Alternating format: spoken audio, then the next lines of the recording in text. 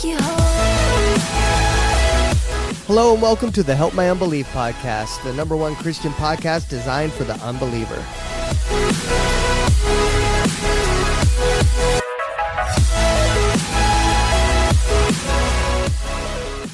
Hey, dude. Hey, how are you? We should talk like this Man, all the I time. missed you. I did too. dang. That's crazy. How's it going? That's crazy because I missed you too. Guess what? Mark is back. Yes. Praise the Lord. Mark is back in the house. You know how to do curly?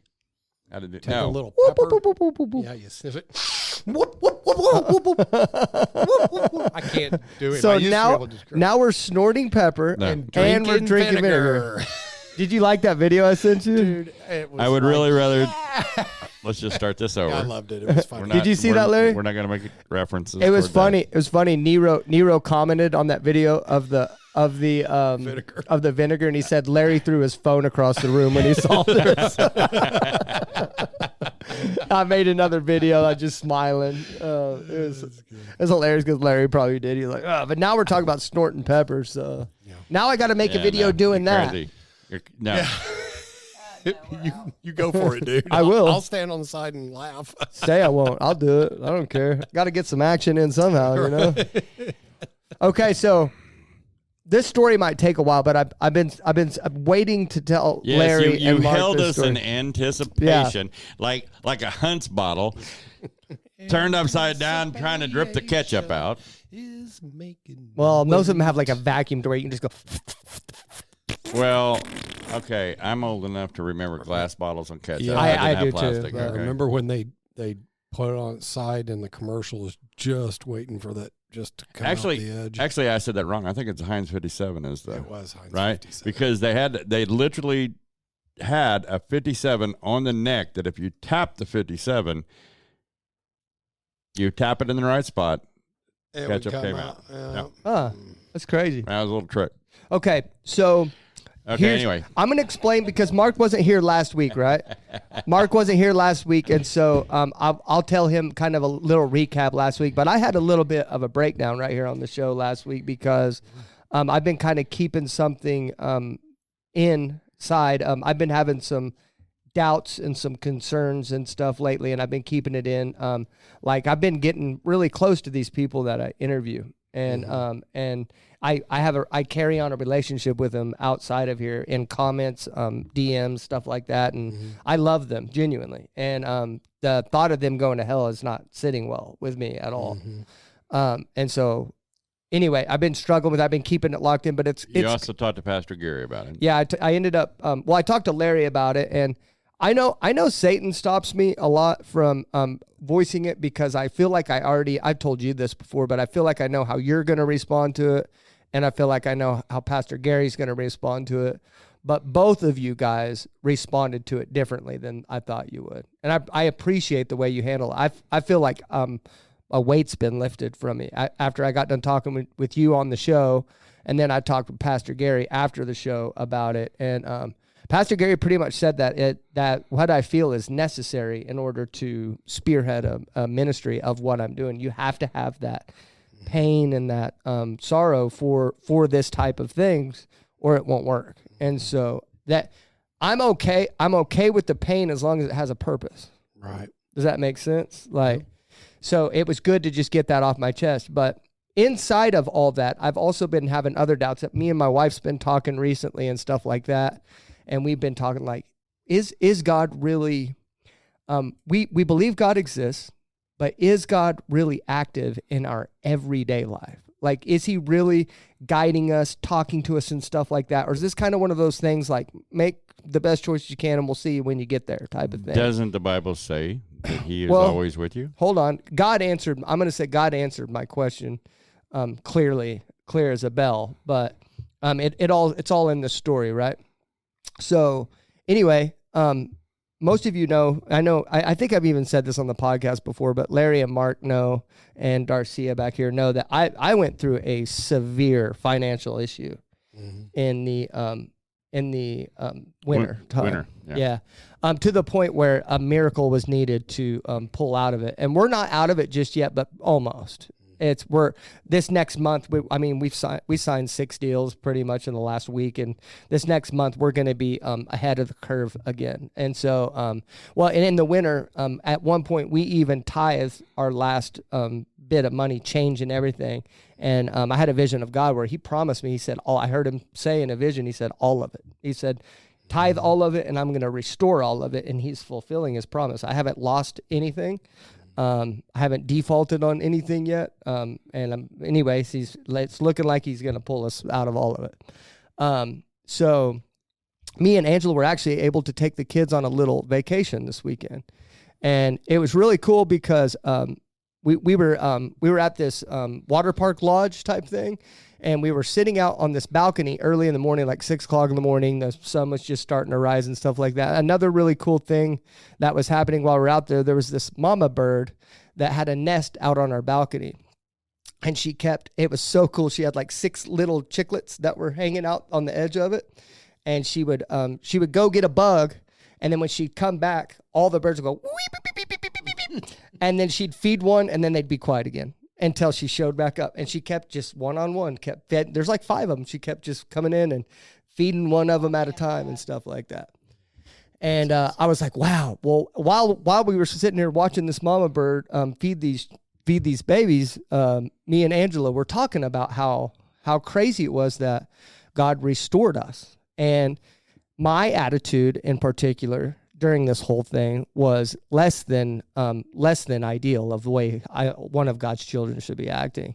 And He still delivered His promise, which shows that not only is God good, but He's dang sure better than me, because if one of my kids acted the way I did, I would not finish my promise. I'd be like, you don't deserve me to fulfill my promise to you.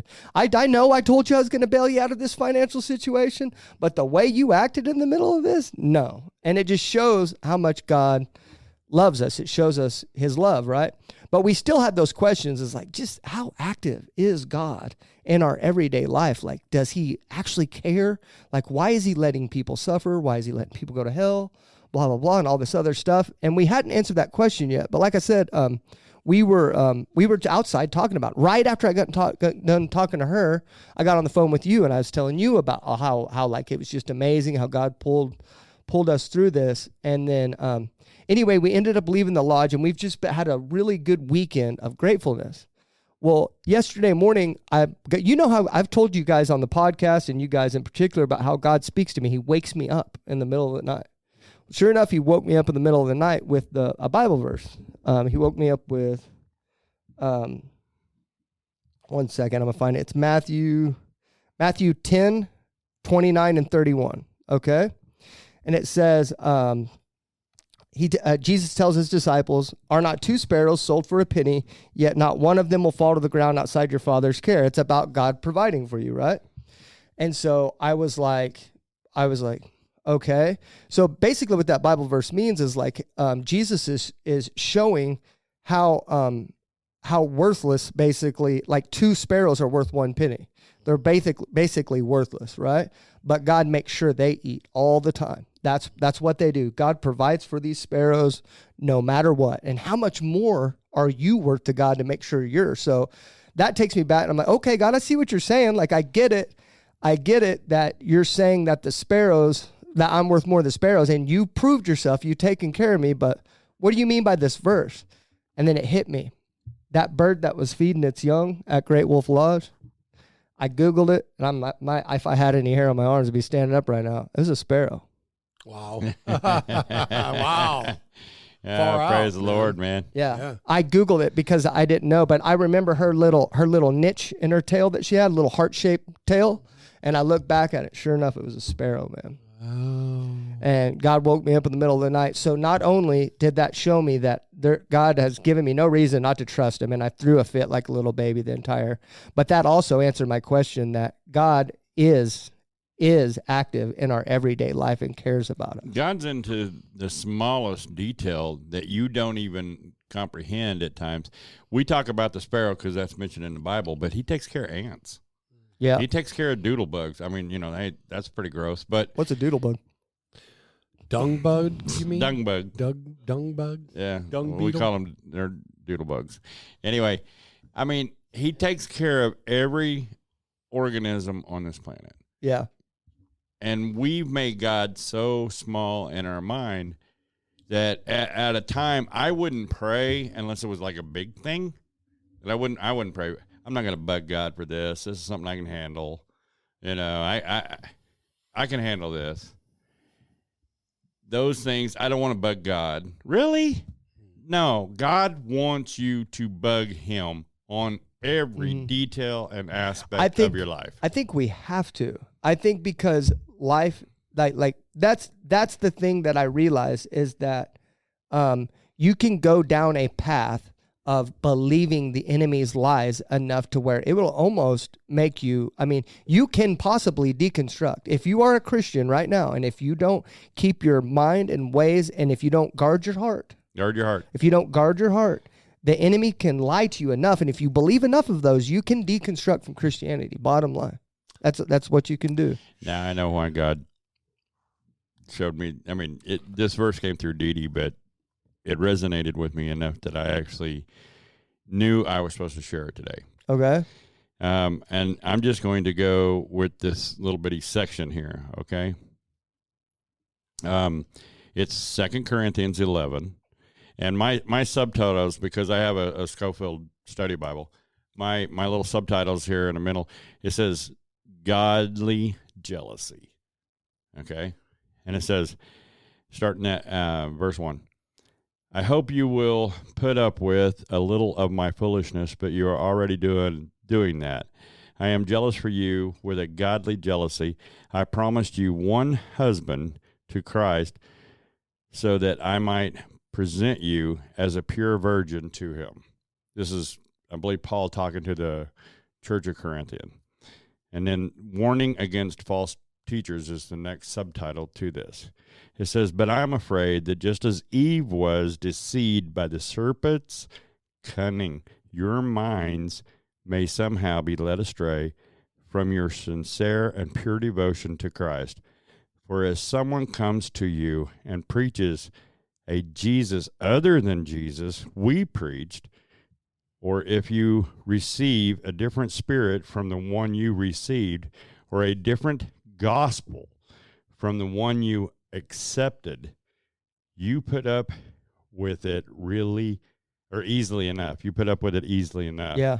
But I do not think I am in the least inferior to those super apostles. I may not be a trained speaker, but I do have knowledge. We have made this perfectly clear to you in every way. I'd probably skip the last verse on that part. God's paying attention to everything. Yeah. But we can be so easily distracted and deceived. Yeah. By our own desires and our own needs and our own self-desires, self-efficiency. everything. Well, that's what I was going to say is everybody, I know I'm a baby Christian, but I don't think anyone in this room can deny that I'm not on fire for God. No, I agree. But I was still, I know you guys can tell for the last month or so, I have been on a downward spiral. I've been really questioning some things. I've been really upset and bothered, wondering if God's really active in my life. And I was like, why? You know, because he wants to grow you. You know what's crazy really is he could have let me go. He could have let me go. He didn't have to send me the sparrow, but he did. He didn't have to reveal to me that was a sparrow. We decided on a whim to go to this room, and I'm sorry for all you guys that are speculating whether, but that's a coincidence. I'm sorry. How many rooms does? I'll tell you where it was at. Great Wolf Lodge in Dallas, Texas. We decided we were going to go there on a Thursday or Friday of the week before, and then we went there the less than 7 days the next week. We set that up, okay? And then there's probably 3,000 rooms. You can Google it in Great Wolf Lodge. Through 3,000 rooms. How many of those rooms do you think had a sparrow's nest in it? Wait. Do you know that God actually put that in that mother's mind to make that nest, to have those eggs? All this was way before you ever made a decision to do that, and had the babies hatch just enough before you got there that you could watch the mother feed them. And what God was showing me while you were telling that is that mother bird is like God.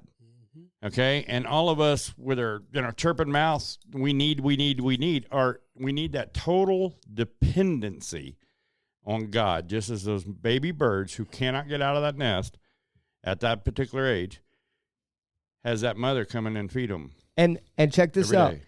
And the mother is like God, because even though the scary humans were sitting right below her nest, the mother bird fed her babies anyway. I guarantee she kept an eye on you the whole time too. Oh no, she swooped at us a couple times. She let us know she was there. She was like, like, you get too close to that nest, I'm gonna get you. And I'm like, hey, we're just out here talking. It's fine. But yeah, it's just it's amazing that God didn't let me go, because and it made me realize that no matter what, when you know that Bible verse that says, "As for me and my house, we will serve the Lord." But how often do you have to choose that? That would be Joshua 24:15. Yeah, you read it, but not too long ago. But that's my question when I hear about that. It's like, okay, you have, as for you and your house, you're going to serve the Lord. That's great. How often do you have to choose that? Do you have to choose that every week? Do you have to choose that once a month? Minute by minute. Do you have to choose that every day, or do you have to choose that literally every minute? Especially nowadays, whenever you've got this phone that I'm holding in my hand. Every minute.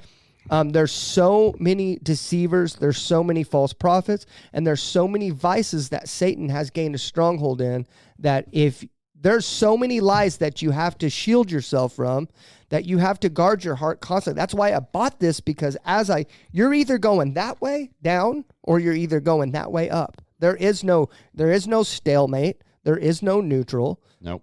You're either going towards God or you're going away from him. That's why I bought this, because I felt myself going away from him, and I bought this necklace, and I said, this is a perfect verse, because I've got to guard my heart, because you can fall away from God. You can depart from God, and you can deconstruct from God, and that is what the enemy wants you to do. No matter what the world tries to tell you, this is either the undeniable truth or it's the biggest falsehood there is.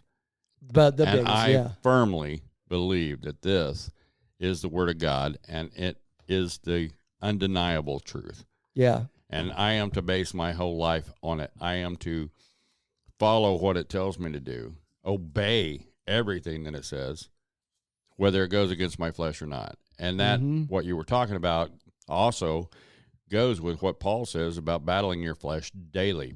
Put on the armor of God, battle your flesh daily through prayer, and bringing your flesh into submission to your spirit. Yeah. Yeah. It's just, what a weird thing that God showed how powerful he was. And what's funny is I didn't even register with the sparrow until yesterday. And the weekend had already passed. And I'm sorry, but you cannot convince me that was a coincidence, that I woke up and just thought of that verse in the middle of the night, woke up and thought of that verse, and then remembered the sparrow. And then that wasn't a coincidence. So it's just a beautiful thing that God could have just kept letting me go in that downward spiral, and he didn't. I think I felt a weight lifted last week after I talked to you guys.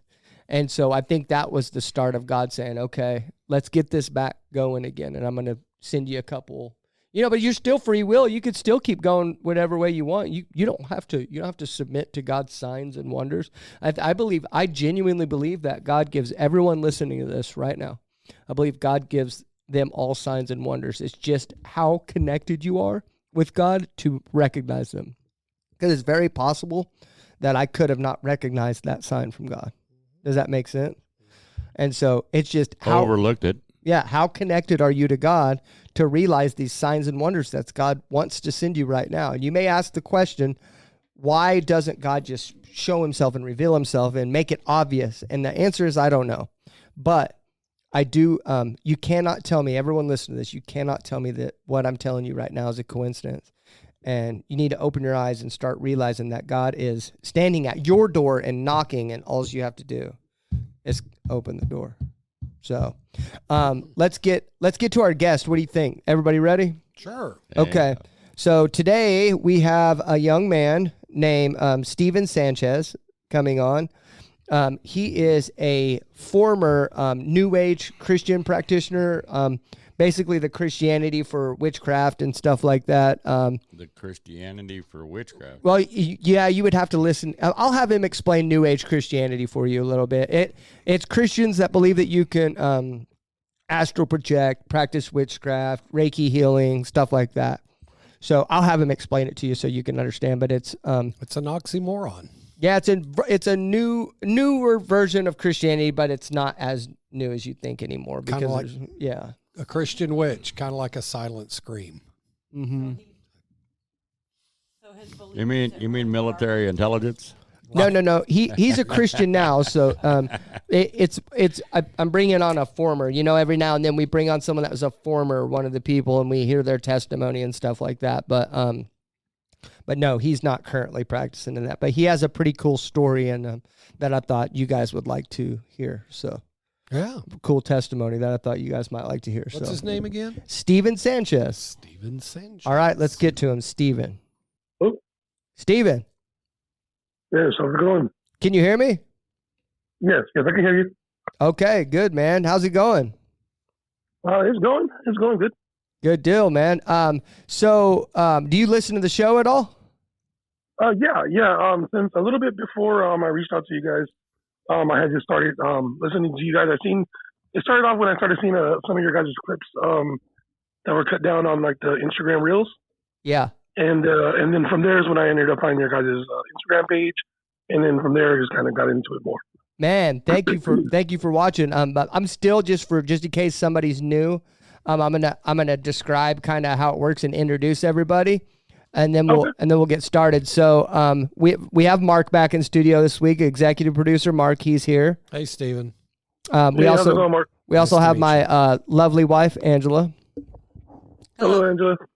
And then we have my strong, fuerte prince from Latin America, Larry. Because Larry he knows Barnard. I have no clue what he just said. Fuerte means strong in Spanish. Aye. He's my fuerte prince. How do you say prince in Spanish? Do you know Spanish, Steven? I only know about half of it. By the time I was learning to talk, my pops, he's from Mexico, but he was already speaking more English. We're just gonna call him Don. We're gonna call him Don Larry. Don, there you go. I know Don is a big thing. Don is like a boss. Yeah, Don Larry is when Spanish people when they have a respect for the elderly person, like they call him Don. They put Don before their name, so Don Larry. Yeah. And then you hear I'll say one of the only Spanish words that I can understand. Don't you dare say a cuss word in Spanish. Gracias. Oh, there you go. Yeah. The only one I know is Mas Tequila. Oh, yeah. Yeah. Yeah. Hey, that's a good one to know, huh? I don't use that one anymore. Yeah, we don't use that one anymore, but it's still just in case, whatever. Reserve. It has an emergency. Right. But now it's mas Kool-Aid rojo, por favor. There you go. There you go. Water and sweet tea. There you go. Yeah. Larry has a purple Solo cup today. I am not. I'm not confused about my sexuality. I can drink out of anything. That's so cute. I love it. But anyway, okay. And my name's Zach. I'm the host of the show. I don't know if you know me. I'm the tan, good-looking, nice feet, well-dressed host of the show. So, you know, it's a sin to lie.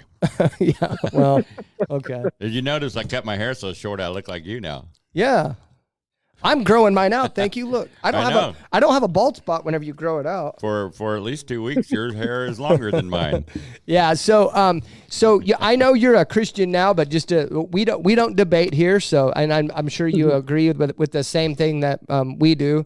But we're excited to hear your testimony, man. And then at the end of the show, what we do, we go around the room and everybody gets to say their final greeting. And since you're our guest, you're going to get to say the last thing. Sound good? Sounds good, boss. I appreciate that. Okay. All right, brother. So you, let's get this straight. You were a former New Age guy. You practiced New Age Christianity and stuff like that? I wouldn't say I practiced it so much. I didn't get into it to where I was like meditating daily or, practicing breathing techniques. It was more of I was very curious. I went through, after I went through my rebellious teenage stage, I got really curious. It was considered an accidental overdose. I was on drugs pretty heavy at the time, but I wasn't trying to be suicidal with it at all. So that's why they considered it an accident. Oh, okay. After that happened to me back in 2017. I got addicted to Xanax, and I thought it wasn't as strong as they were, and I took too much one night, and kind of got me. Oh, so you almost died? You took too much drugs and you almost died? The doctors told my family that if I didn't get there within, I believe, 4 minutes, I would have been dead. Jeez, man, wow. How many bars did you have?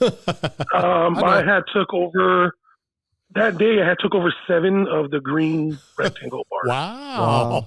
I know a little about the Xanax. And that was on top of also smoking marijuana, drinking alcohol. Wow. It was a big mix of a day, so it was everything all together. Kind of just was a force of reckoning, I guess. Yeah, you know, I've heard the name. I know how to spell the name. I kind of have an idea what it is, but you popped right up there, dude. I mean, you're like, hey, how many bars did you have, Larry? I mean, Larry, listen, I don't think you understand how much of an old road dog me and Mark are, buddy. Right, buddy. I can feel his energy, dude. We're cut from the same cloth, bub. You don't understand. Yeah, I grew up pretty strong, pretty fast. Right. So, and that was a part of my what's the word? My naiveness to it, because when I was younger, getting out of high school, I was I did the rave scene, and ecstasy was a big thing. I wasn't ever too addicted to it, but I had tried it, and to me that was way worse and way stronger. So in my mind, I was like, if I could do that and be okay, this is nothing. Okay, wait a minute. And so you mentioned high school, and you mentioned ecstasy. So that means that you have graduated somewhere between the late 90s 80s? And the 10s, right? Late 80s. Yeah, I early graduated. 90s. I graduated 2009. 79? 2009. No, 2009. 2009. So you're a youngin'. I'm 32 right now. I turned 33 in December. Yeah. Click your pin. Okay, yeah, He is young, because I remember, Steve, there used to be this place in Oklahoma City, and it didn't stay open for long, being in the Bible Belt, but it was called Nate's. And it was on 63rd Street, and they open up at 11 o'clock at night and stay open till like 6 a.m. in the morning. And it was when ecstasy was first making its huge inflow into the culture, and that's what it was. Everybody's walking around drinking water, and everybody was rolling. Yeah, nobody's drinking alcohol. Everybody's drinking water. Right. I always I was always big on it, like experimenting with drugs and stuff like that. But I had heard enough horror stories about any hallucinogens, and then I heard a horror story about a guy taking too much ecstasy, and it blew like a quarter-size hole in his brain. And so I never never tried. I've heard stories as well like that. So I feel like I was always considered lucky when I went through that phase. And I didn't do it too heavily. It was more of like an experimental social type thing with friends. Right. It wasn't so much as like an addiction. I wasn't like craving it every day or looking forward to every day. It was more like just having twice fun a month, which is a lot to do, but it was more of like a 2-3 times a month type thing. So spread out over weekends. So. Do me a favor. We were talking about this before we got you on the phone, but I had brought up the New Age Christianity thing, and Larry said, "What?" And I realized that we had never had anybody on that kind of dabbled in that stuff before. Can you explain what New Age Christianity is? Yeah, it's a form of, I don't even know if they even consider it a form of Christianity. From what the people I've talked to about it, that when I was serious into it, it was more being spirituality. And it has a lot at the time I didn't realize, but it has a lot of ties into Hinduism. Majority of the basis of those practices and what people do in the New Age, it does tie back to Hinduism. And the whole, centering your chakras and opening your third eye, those all have strong relations into the religion of Hinduism as itself. And it's just pretty much, you believe you're your own God. You are God. You're created in God's image, but you also are God in a way. And there's different dimensions, and the more you're enlightened spiritually, you'll move upper through these dimensions, and the upper through the dimensions that you go, the more knowledge you'll gain about the truth of the world. And eventually, when you get to the top one, you know everything that God knows, apparently. And That's pretty much as far as what I was told, the basis of the outline of the New Age.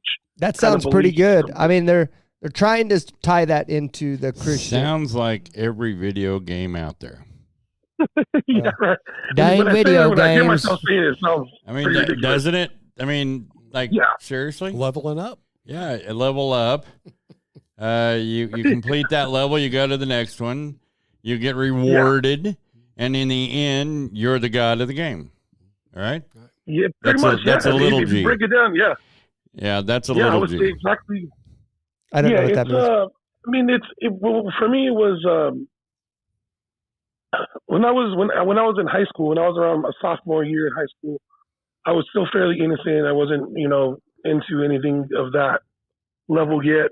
And my sister was very into church strongly at the time. She was going, 3 times a week, and studying every day. And she kept pulling me and wanted me to go with her. And I remember I caught this 4-week, this 4-week, I don't even know, event, I guess you would call it, where every Wednesday was this big massive sermon on the book of Revelations, and where they cover it from front to back. And that's what really kind of sparked my interest into Christianity. And it really made me feel like there was a higher God and a higher power. But being a kid and also my friends at the time, none of my friends were going to church or into it. So when I wasn't around my sister, it wasn't like I had any influence at all. So it was very easy to kind of forget about it and kind of get more into what the group was going with, I guess you could say, especially being young and influential, or influenceable, sorry. So yeah, I shortly kind of just pulled away from Christianity altogether. I kind of chalked it up as, I couldn't say for sure if it was true, so I was going to not believe it, is pretty much where I was standing at the time. And I stood on that I'm sorry, go ahead. Well, that's how kind of the deconstruction movement views it. If you haven't noticed that, is they believe, well, if I can't prove it, if God isn't big enough to prove to me that He exists without a shadow of doubt, reasonable evidence, then I would rather just stay on the unbelief side than the belief side. That's a thought process that will take you the wrong direction completely. It would be easy to do. I like I said, I mean, even us, we could go, like we talked about before Steven got on the show, we could go down that path very easily. All we'd have to do is believe a few lies. Right? Yeah. That's it. Yeah. That's all we'd have to do. True. The enemy's constantly throwing lies at you. You just have to either believe them or not. And if you believe them, you can easily go down that path. If God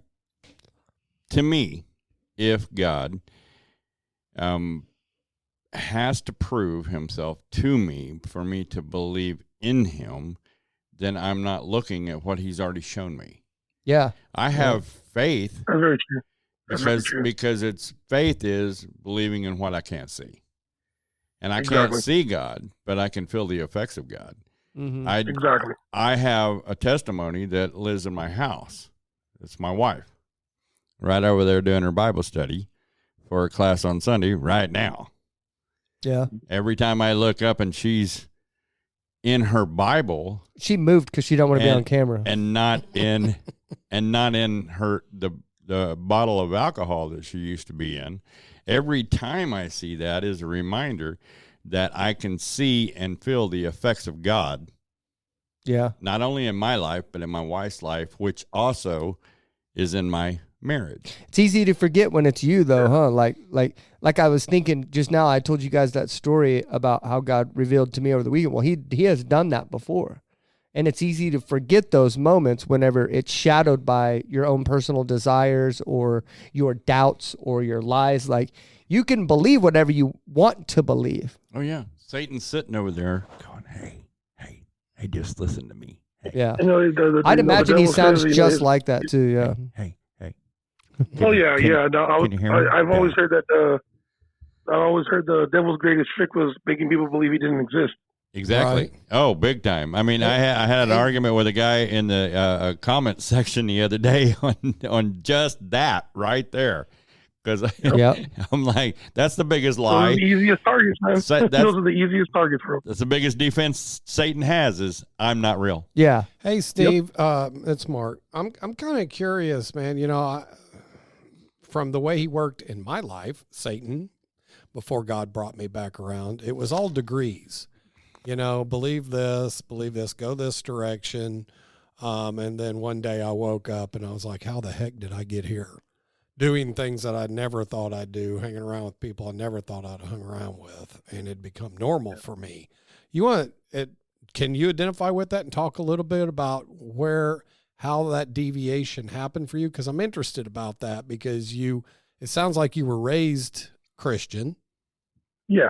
And what happened, and then how did God steer you out of that? It all started towards the end of high school. Growing up, I didn't know who I was or who I wanted to be in life, and it was just, I was very a curious kid, and curiosity will always catch the cat. Right. And I kind of ran with that for a long time, and it was, honestly, I'm just going to be honest, it was the group of people that I was hanging out with in that time in high school. They were a group of friends, and at the time, friends, I don't talk to any of them, haven't talked to a lot of them in so long. But at the time, they were close friends, and they were all, the furthest from believing in any type of religion at all. It was all, we're going to live for the moment, and we're going to, enjoy life for what it is, because you never know when we're going to die type mentality. Mm-hmm. And that was very easy to run with, because it was, being a 16, 17-year-old kid and looking at the truth of what the Bible says is a lot harder to swallow than wanting to just live for the moment. Sure. And me being a lazy kid and not thinking about the importance of life and how later I am going to have a family of my own and all those other things, you're not thinking about it at the time. So it was very easy just to run with what I wanted to do in that moment. And you're also bonding with your friends and over these, substances, whether it's drinking or drugs or partying or even just hanging out, going to, dinner, but doing things that you're not supposed to be doing beforehand, or, it's almost a sense of fun doing something you're not supposed to be doing. Yeah. And that becomes a very slippery slope real quick.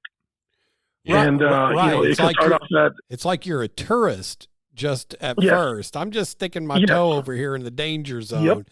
And then and then I don't know about you, but you go from a tourist to being a denizen or a citizen of this mad realm. I was the mayor, dude. Yeah. Right. I ran that place for a little bit. I remember walking in my first rave thinking exactly what you just said. Like, I felt so foreign to the environment. And within like 3 months later, it was no longer foreign. It was normal. Right. Yeah. And it's not a good environment. I don't know if you guys ever been to a rave. Yes. It's not a good environment to be in, especially as a young kid, and back then when I was first going, they were all ages. You didn't need an ID to get in. So I would see kids younger than me in junior high running around on it. Yeah. And it was just crazy. And it wasn't until there's a big rave called Electric Daisy Carnival and or Electric something EDC, and it used to be in LA, and the last year they had it in LA was in 2009. And a lot of people jumped the gates and or underage, and a lot of people overdosed, and a 15-year-old girl died. And since then, they've been banned from LA, and they moved to Vegas. And that's when they put it 18 and over, and they cracked down a lot stricter with security. I'm sure people get away with a lot now and then. I didn't really go to them too much. Around 2009, 2010 was like the last time I went to one, so I don't really know how it is now. I've heard crazy stories, but then I also heard that they're very strict now as well, so I don't know. Yeah, they're trying to be more healthy. So, okay, so take me to where you almost died. So your drug use and your fun and all that other stuff, it escalated to the point where you almost overdosed, correct? So, and I'm sure that story is the significant part of your story to where all this started to turn. Take me to that moment where you almost died, and what was so significant about that moment? It happened on a regular, I believe it was like a Thursday or Wednesday or Thursday, and me and my wife at the time, we were trying to get back together after a separation, and my run with Xanax was very short. I had never tried it beforehand in my life when in my younger days ever. I've heard of it, but I always thought of it like a medication you get prescribed. That's something you can find on the street. And one day I was, hanging out with my friend in the front, and we were smoking some weed, and he had one on him, and he was like, "Hey, do you want half?" Tried half, and from there, it was a matter of 2 to 3 months I overdosed. So it wasn't like I had this very long run with it to where it was, these crazy ups and downs. It just took over me that quick. And Xanax is one of those drugs where it almost blinds you to what you're doing. Like after I overdosed that day, I had sat down with my family, and my sister showed me voicemails that I sent her, calling her at like 3 a.m, begging for money for drugs, and I don't have no recollection of this at all. Right. Wow. And other things as well, like other things from friends, and I'm talking about like people that you would never, the last person you would ever ask for $1, you're calling them at 4 a.m. asking for $20. Right. And it's like, and you don't have no recollection of this. It happened so fast. And what I'm trying to explain is as bad as I'm going through this and looking at everybody, in my mind, I'm in complete control. I'm doing totally fine. It's not affecting me in any kind of bad way. I'm just having fun. And that last day was me just having too much fun.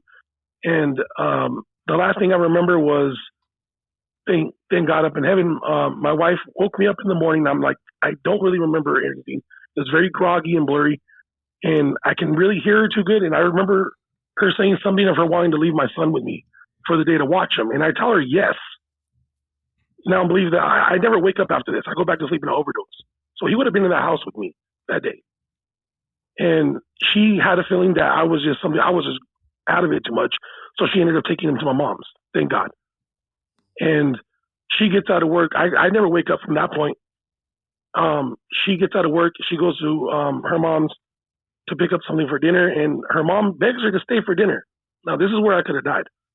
Because remember, I told you the doctors told my family that I had 4 minutes to get there. 4 minutes, with 10 minutes. So her mom is begging her to stay for dinner. She would have stayed for dinner. I wouldn't have died. By the time she got back to the house, I would have been dead. Wow. And she would have found me like that. And so luckily, she ended up leaving the kids at my mom's. She came to drop the food off at the house, and that's when she found me and called 911. Wow. And my mom pulls up at the house with my dad. They said they see me come out. They already had me in a body bag because they didn't think I was going to make it. Wow. And I got to the hospital, and I guess they gave me some stuff to wake me up. And again, I have no recollection of this at all whatsoever. And I jump up. I had ripped my IV out of my hands, and I got severe nerve damage for like the next 3 years in my hand. I couldn't feel my ring finger and my pinky on my right hand. Every time they said I would get rehooked up to everything and kind of calm down, I would snap out again. And I wanted to leave. I didn't want to be there. I wanted to go. And thank God finally he was a night doctor. I don't even know his name. I know his last name was Gonzalez. And he decided to sedate me like to a point where I was going to be out for a few days.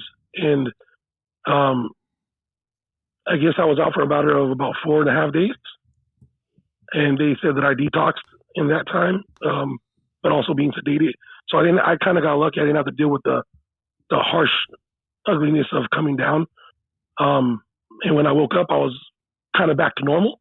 And I myself I woke up in the hospital, and I have the tube down my throat so I can't talk, and my legs and my hands are strapped down to the bed like I'm like a crazy person. And I can barely wiggle my toes, and I'm trying to tap the footboard with my toes, and this nurse comes in, and she seems really happy to see me awake. She comes in with the doctor, and they pull the tube out, which is one of the worst feelings I could ever explain in my life. It was just like it felt like having like a water balloon pulled out of your chest. Ugh. Yeah, it was a very ugly experience, and it's very fast, and it doesn't hurt too much afterwards. But that first initial pull out is pretty rough, and it feels good to be able to breathe air again. And I right away thought I was in a car accident. I didn't even remember that I got home and laid down and all that stuff. I thought I had wrecked my car leaving my friend's house that night coming home. Yeah. And they're like, no, you overdosed. And I to me, it's embarrassing now, but at the time in my mind, I was so in control of myself. I didn't believe I overdosed. I told them, no way, that's a lie. I'm not a drug addict. That was my exact response to them. There's no way I could have overdosed. I'm not a drug addict. And the nurse laughs at me, and she's like, "No, you overdosed." And then she goes on to read the list of substances that I tested positive. And I had to sit there and eat that humility and whoops, and in that moment humbled me to a point that I've never felt embarrassed in my life. Like, I've been picked on in school. I've tripped and spilled my lunch in front of everybody. You have I pooped my pants as a kid at Castle Park. I've had embarrassing moments, but that right there was like to the core. It's like, it hit you. The truth hit you. The truth hit you because like we all want to do the right thing. We all know drugs are bad. We all don't want to be drug addicts. And nobody takes drugs for any amount of time. And then in the first week, go, "Oh, I may be hooked on this." No, if you want to keep doing it, you have to lie to yourself. I've got a life goal. I want to be a drug addict. Yeah, yeah. So you have to lie to yourself. And I think the testimony that so far that we've heard from Stephen that would like people, maybe kids or people that have not experienced drugs that are thinking about it. I think the main thing that I've heard so far is from Stephen is just how fast it can grab a hold of you. You can go from being 100% sober to almost being dead in a matter of 2 months. That's scary. Right. Like that's how fast drugs can take you. You can go from very quick, not at all, doing nothing to almost dead within 2 months. That's crazy. That's crazy. Yeah. I'm amazed, even though, I guess I'm the lightweight here in the room. I smoked. It came to drinking. Okay, yeah, not when it came to drinking. You're right. But I mean, in my day, it was just marijuana and a couple of pop and pills here and there. But the biggest thing we ever did was like Quaaludes. Yeah, roars and lemons. So I don't really know what.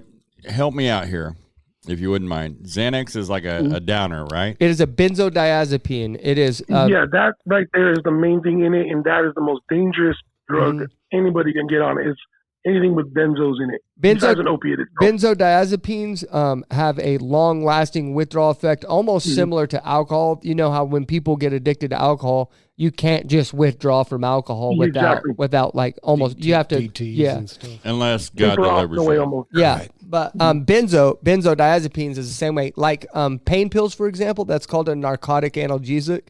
Those are very safe withdrawals, although they are painful and they're very excruciating. They stink, and your brain's trying to regulate and reach homeostasis. It's very uncomfortable and it sucks, but it's still not considered a lethal withdrawal from that.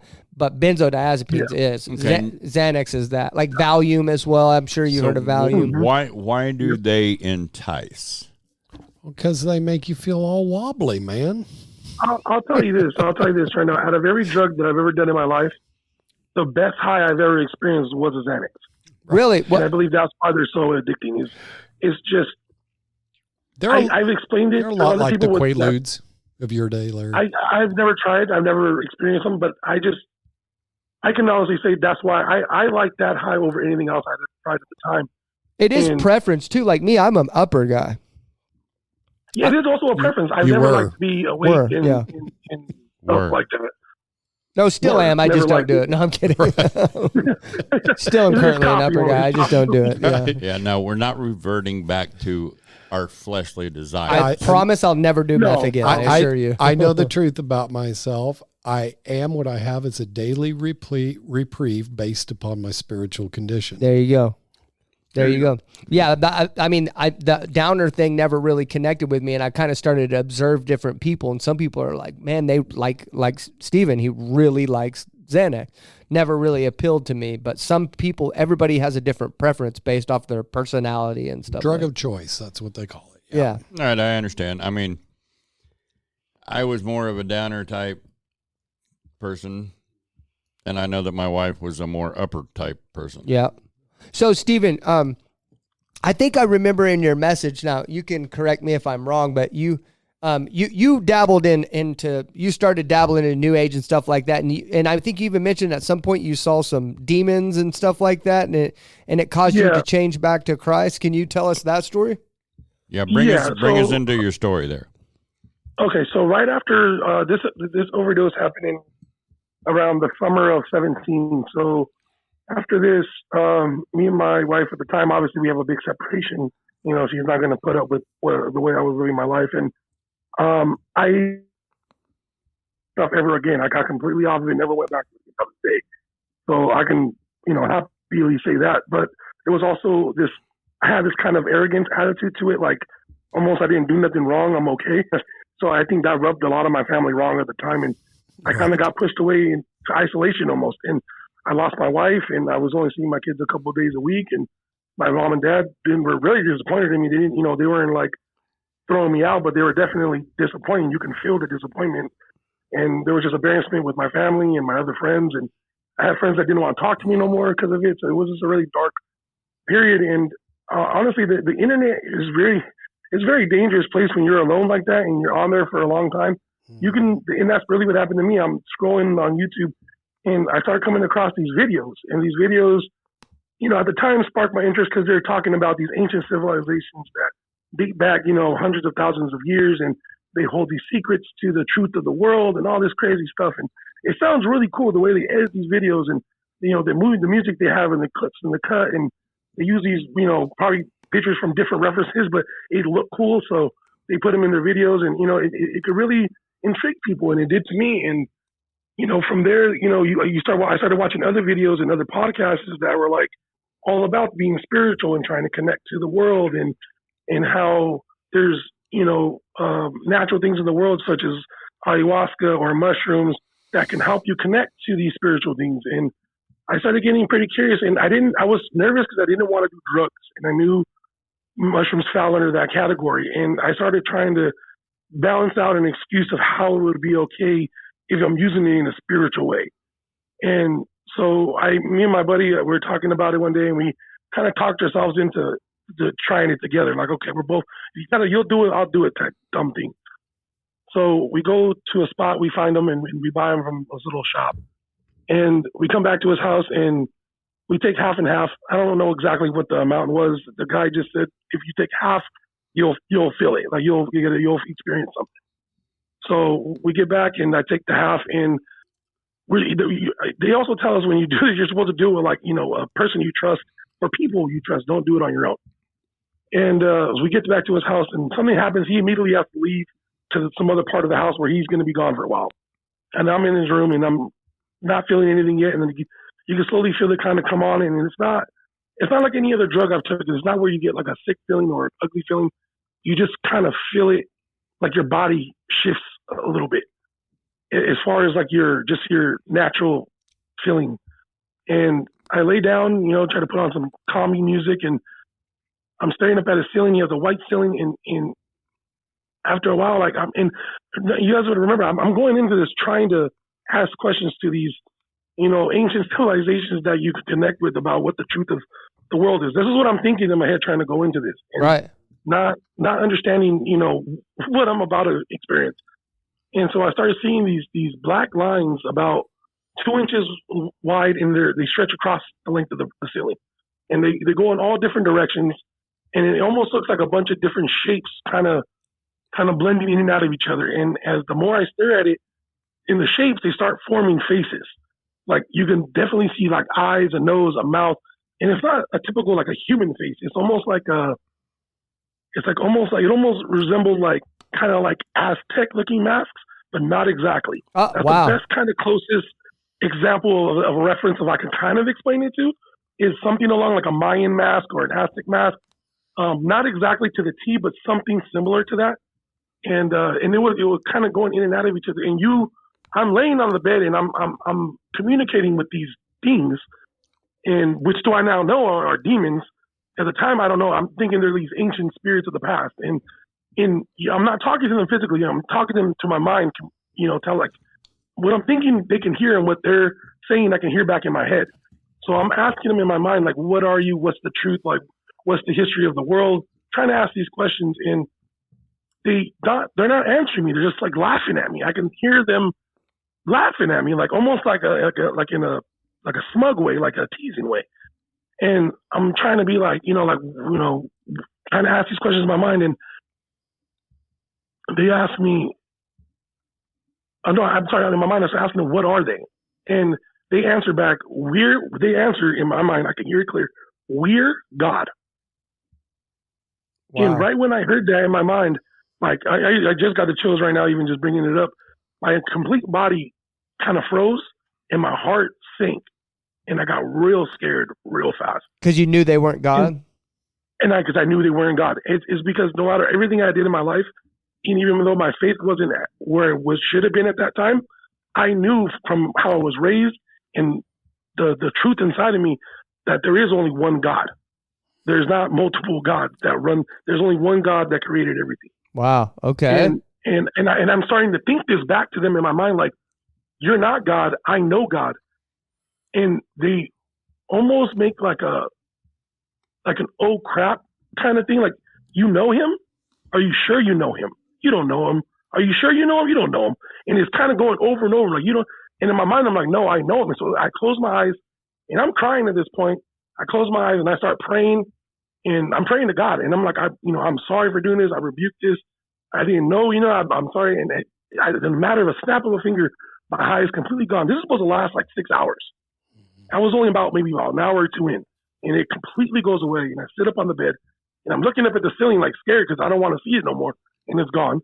And I'm like, what the heck was that? Like, so now I'm sitting there and I'm freaking out, and my friend walks back in the room, and I'm trying to explain to him what I just experienced, and he's like, dude, you sound crazy. Like, you don't, there's no way. Like, you were just high. You're just scared. Like, and I'm like, no, like, you don't understand. Like, I literally communicated with something that wasn't from this world. The way we live and what we see, it wasn't from here. It was, but not from the world we live in us. It was from a spirit, some other, I don't even want to know where it came from type place. It was a ugly feeling.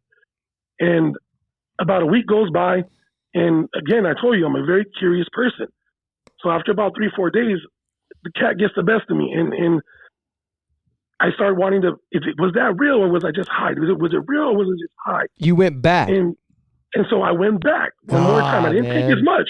I took a pee. I took about a quarter of what I took, and it hit me harder than it ever hit in my life.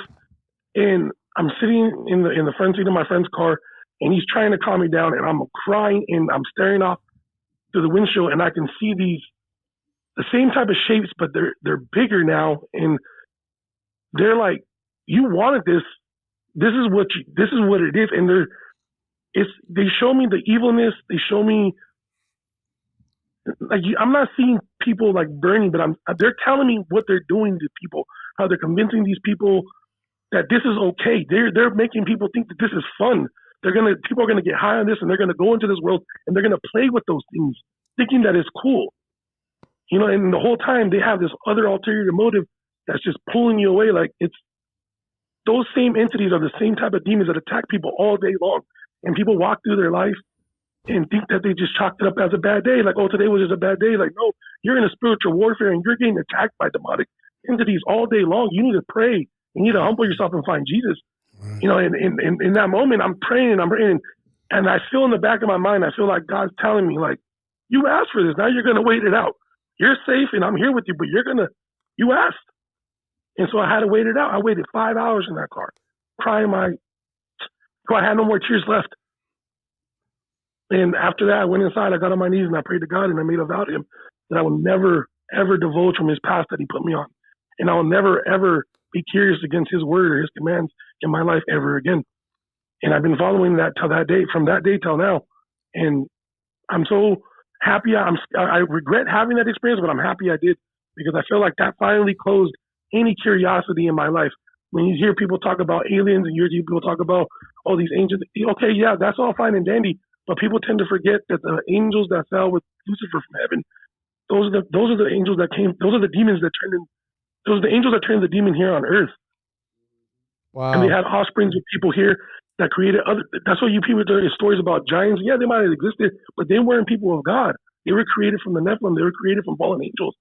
There's been evil that owns this world since the beginning of time. So all these ancient civilizations that people talk about, that's all ran by demonic presence.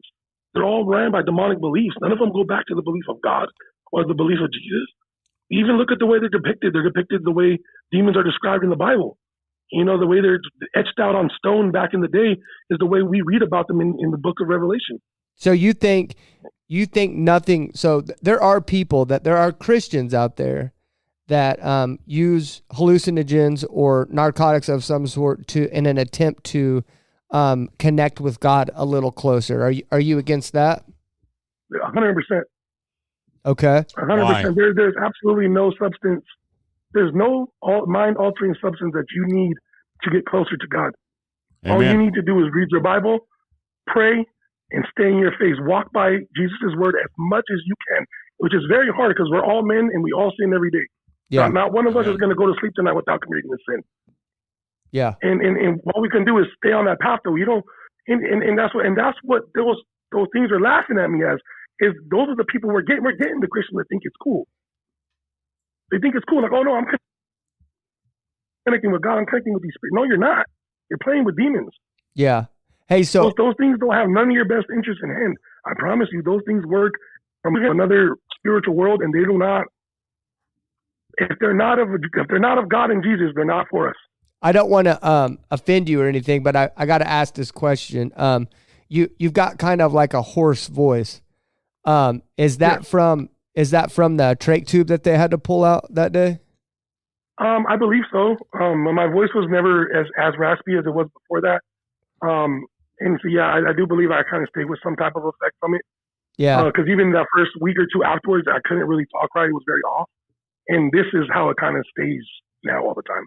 Yeah. I didn't want to offend you, but I was just, I don't know why I was having that. No, not at all. Wasn't that Jacob in the Bible where God, where they wrestled, but then he touched his hip and he had that limp as a remembrance of God? Wasn't that Jacob? Mm-hmm. Yep. Yeah. And so I was just thinking, I was having that kind of like thought in my head that's kind of like your limp from. I kept thinking he sure sounds a lot like George Lopez.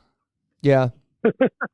Oh yeah, yeah, it kind of does. But yeah, I was just thinking that's your limp, that's your Jacob's limp from God, that kind of reminder of that time that you wrestled with him. You know, whenever God was always calling you, but you were doing your own thing and you were chasing him, but you were chasing him the wrong way, and you went into some dangerous areas. But now you have a wonderful testimony of it. So you think the people that are using that in the New Age Christians, you think they're more than likely communicating with demons? Yeah, they're 100% communicating with demons. There's even it all goes through all those psychological drugs. They all go to the same place. I myself, I've never experienced any other hallucinogen besides mushrooms, but I've watched a lot of, even before I got into mushrooms, I watched a lot of videos on people that experienced DMT, ayahuasca, peyote, mushrooms, even acid to a point, and they all have similar experiences with these similar identities. They all entities. Sorry, they all you can watch 2 different videos over 5 years of a different time span, and they'll explain the entities almost looking identically the same. Yeah, and it's you're not gonna be able to. It's just. Nowhere in the Bible does it say you can, go take this drug and get closer to God. Yeah, you drink this liquid, you'll experience heaven for a day. Like, it doesn't say any of that. I'm glad you brought that one part up too. Was said whenever you were watching these entities on that second time, that you noticed that they were tormenting people day and night. They were messing with people's lives. But the people didn't really realize that they were there, and that you had you have a bad day and you think that you just had a bad day, but you said there's spiritual influence behind that. And we talked about that before we called you, that sometimes Satan lulls you to sleep so you're not on guard. I literally read that verse and he's confirming it. Yeah, God's prepping us for today. And he said it perfectly. Stephen said it perfectly just now, that you're in a spiritual war, that you don't choose to follow God every month. You don't choose to follow God every week or every hour. You choose to follow God every second. You have to. Second. Yep. Every second. So, okay. As best as you can. Man, I think your testimony is wonderful, brother, and I'm so glad you did that. We're going to go ahead and go around the room and do the rounds now real quick, okay? Sounds good, boss. Okay, Mark? I don't know. It was fascinating listening to you, Stephen. I identified with so much of what you're saying. You know, it's all fun and games, and until it's not. And it's kind of the way I look at the way the devil moves is you don't realize you're in the cage while the velvet's going around the bars, and, that's kind of the experience of my life as I was a tourist, I was just going over here and doing these things. But, when I ran down all those paths, hundreds of LSD trips and mushrooms and all of that stuff. And I didn't get enlightened. I just got dragged down to darker, more powerlessness, till, like I said, one day I woke up and was like, man, how'd I end up like this? I do not have the love or presence. That little part of me that God put in me when he created me it abhors the life that I'm living, and it knows the right way. And so that was, I guess some people call that hitting rock bottom. That was saying, okay, I'm done. I surrender, because I really believe that's what we were created to do. God, that's what this whole thing on earth is a process of our surrender, of God giving us the power and autonomy to make these choices on our own. And then us making those choices, realizing, oh, this is a catastrophe. And I want to do the will of my Father because he knows best, and have that relationship with him. I'm just glad you came to that realization, and anybody out there realizing, one thing that really struck out to me as we do these podcasts, because I really was suffering with, man, we're talking to pagans, we're talking to just outright people who are, it seemed, the Bible, the Old Testament talks about how all these people, you got to flush them away and all of that. But God told me today, man, as I was coming up here, he's going, no, these are all my children. And that's one thing that seems almost recurrent through everybody we talk to that's pagan or atheist. They all started out as Christians. At one point they were Christian, almost all of them. And God was saying, these are my children. We need to bring them back home. Or they were them, yeah. I'm calling them back home. They may not realize it. But that's what I'm doing. And, man, I'm just glad that you made it back in. I know that heaven celebrated. I know that heaven celebrated when each one of us came back. And anyway, that's all I got. Angela? No? Okay. Larry?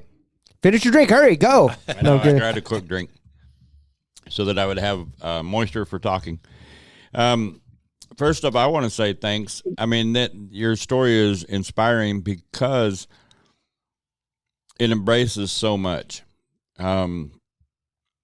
With what we were talking about just before you came on, the falsehoods that are all out there and those little misconceptions that Satan tries to influence us with to mislead us in the smallest degree.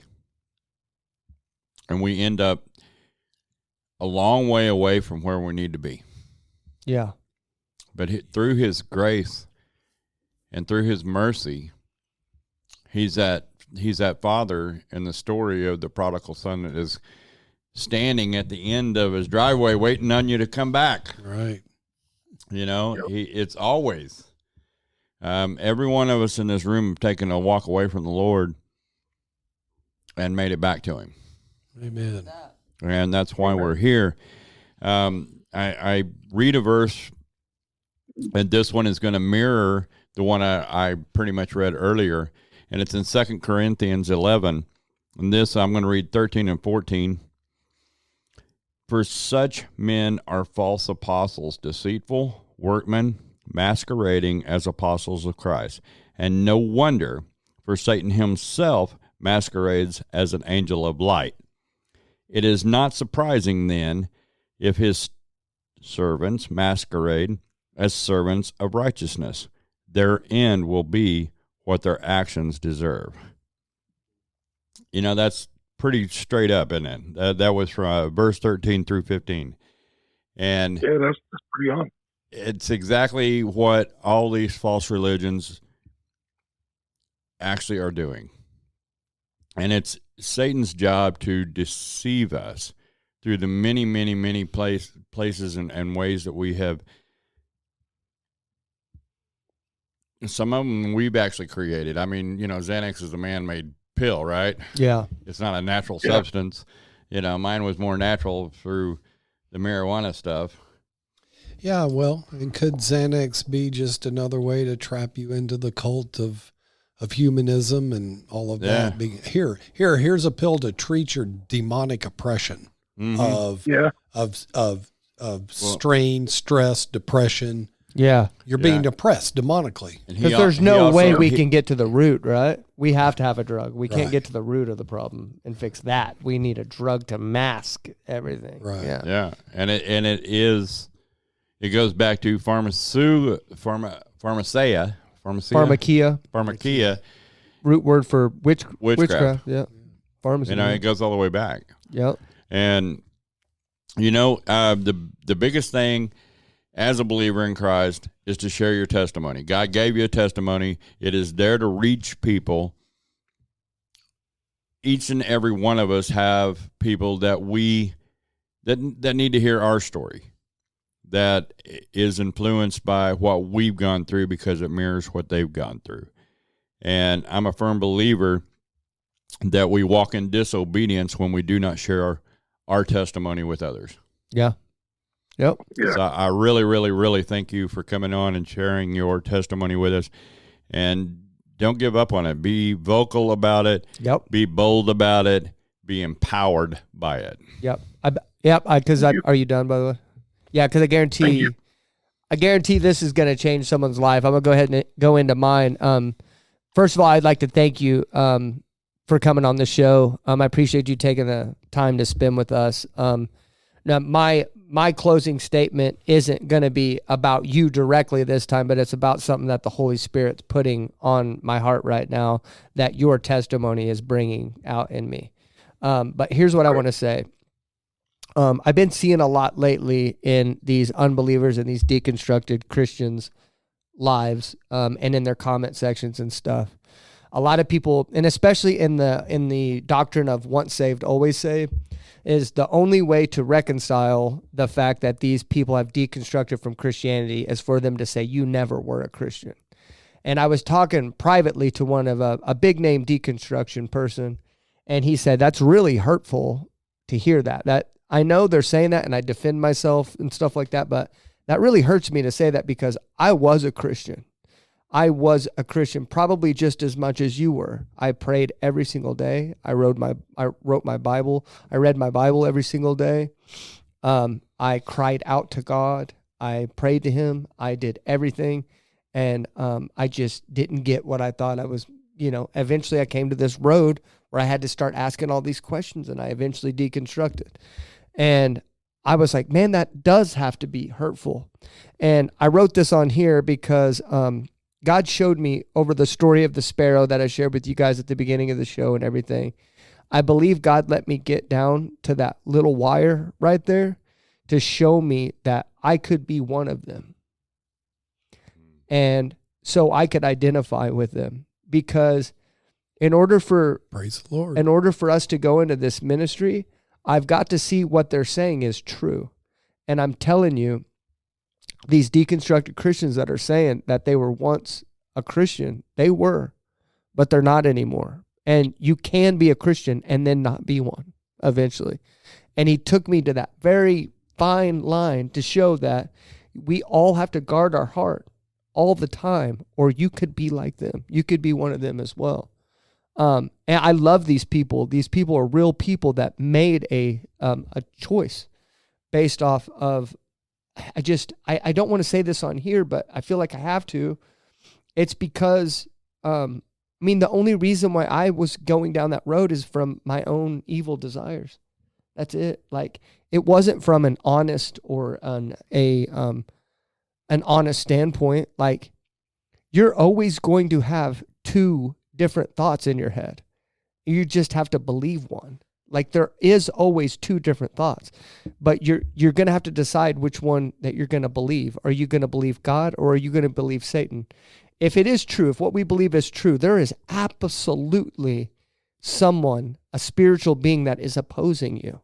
And he wants to see you die, and he wants to see you destroyed, and he wants to see you go to hell. That's what he wants you to do.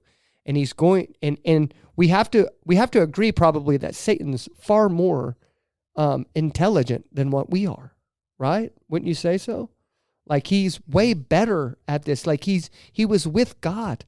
He was with God at one point. Like he was there. He studies us. Yeah. We don't study him. He knows that Bible far more than you do. And you have to understand that I know you've got all these questions, and I know you're trying to find all the answers about why God this, why God that. I have those questions too. Trust me, I know. But you have to understand that there is a cunning enemy that wants to see you dead. And you have to understand that if you have deconstructed, it's because you've believed some of the things that he's said. Yeah. And conversely, you have a loving Father who's standing at the gate pining for you. Yeah. Pining for you. And that sign that he sent me showed me that he could have let me go and didn't. And he's doing the same for you too. The reason why you're still here and you're still alive is because he wants more and more opportunities with you to turn you back around, turn you back to him. And you still do. For every breath that you take, it's another opportunity. But you have to understand that I can give you a simple answer to your why this God, why that God, and it's because you have an enemy that's trying to convince you that God's this bad person that's going to send you to this burning place. And it's just, it's not the truth. And the reason why I can answer that question is because I was right there. I was right there as well. And I know why now. I've got my answer. So the Lord God Jehovah is the creator of all things. Satan wants to be a God. He is not a God. He is a creation. I want to worship the creator, not a creation of. Yep. I agree. Okay, so that was the end of mine, end of my statement. So, Stephen, the floor is yours. Okay, first off, I just want to say thank you guys all for inviting me on here. I appreciate you guys giving me the opportunity to come in and share my story and my testimony with you guys. Just to touch on real quick, one of the last things you were talking about right now. A lot of people, I feel like in my experience talking with people, they tend to question things because of how bad things seem to be. And, they ask about, how, if there's a God, how can he let so many kids die and these bad things happen to families? And, they tend to not understand because either they are ignorant to the fact or they haven't learned it, by fact.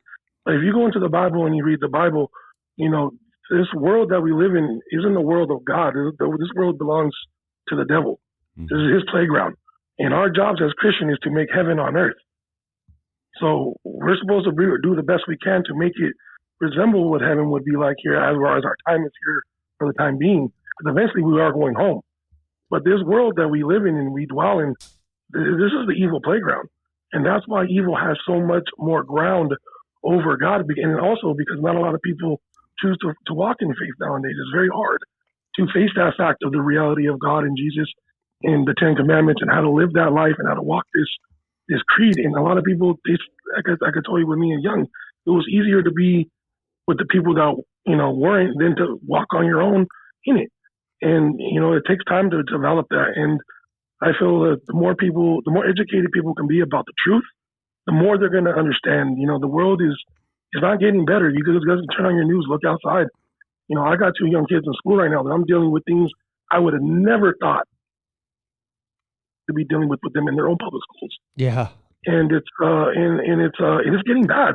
Here in California, it's getting really bad. And to the point where my daughter's homeschooled right now, and we're trying to find, and my son has special needs, we're trying to find a homeschool program for him right now. And it's just getting, ridiculous at this point. And the best thing we can do is walk with God and try to live in his image as much as we can as our time is here. Because, I feel in my heart, we're going to be going home really soon.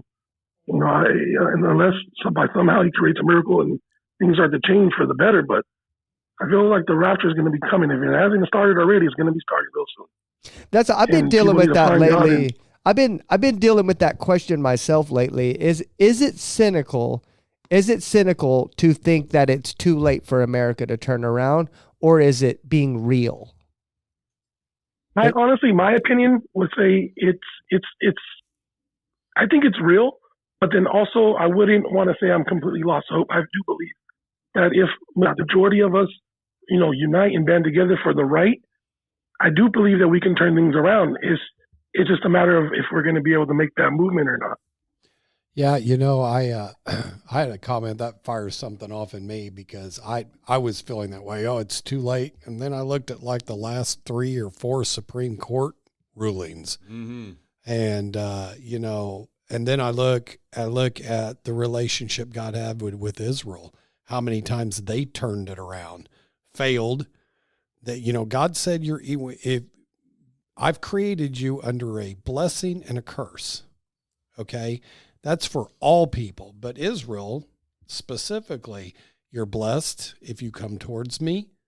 As you leave me, you become cursed. I give you over to your enemies, and then Israel repents, and God comes back and helps them. How many times is that going to happen?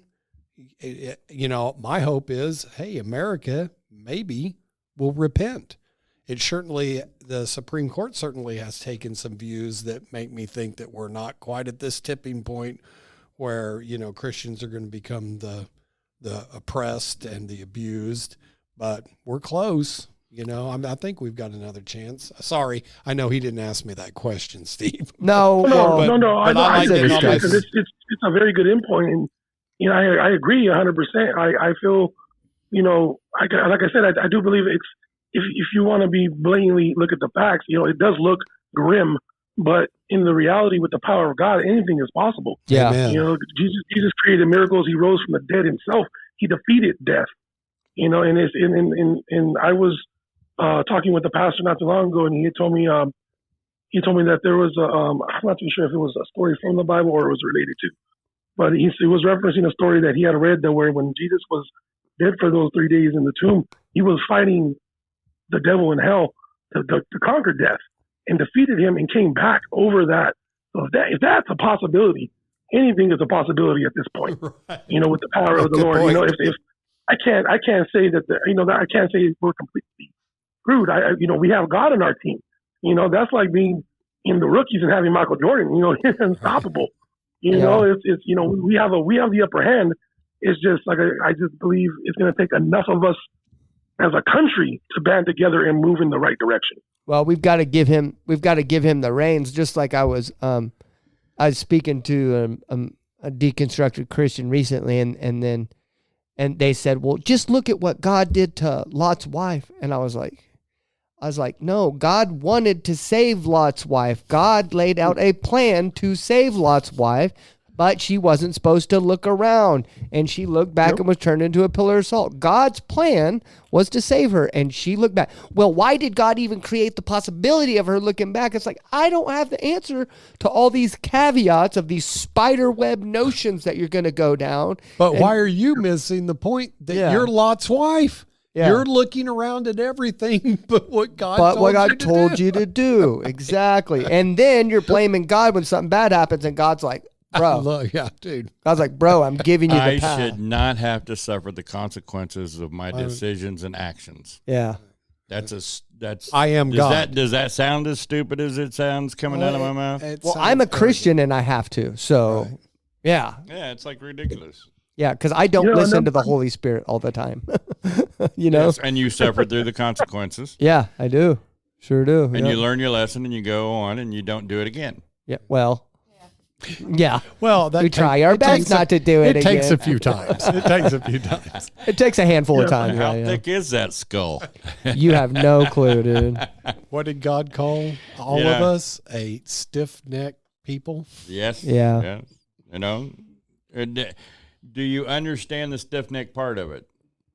Yes. Yes. I don't want to hear it again. Okay, Stephen. No. Just another thing I think people need to be cautious of nowadays is, especially like you're saying, like if you're not a person who walks in the faith every day, knowing that you're on the fence or you're even on the other side, when you get good things that happen in life, there's people that they'll hit the lottery, they'll win something. First thing they do is they thank God for their blessing.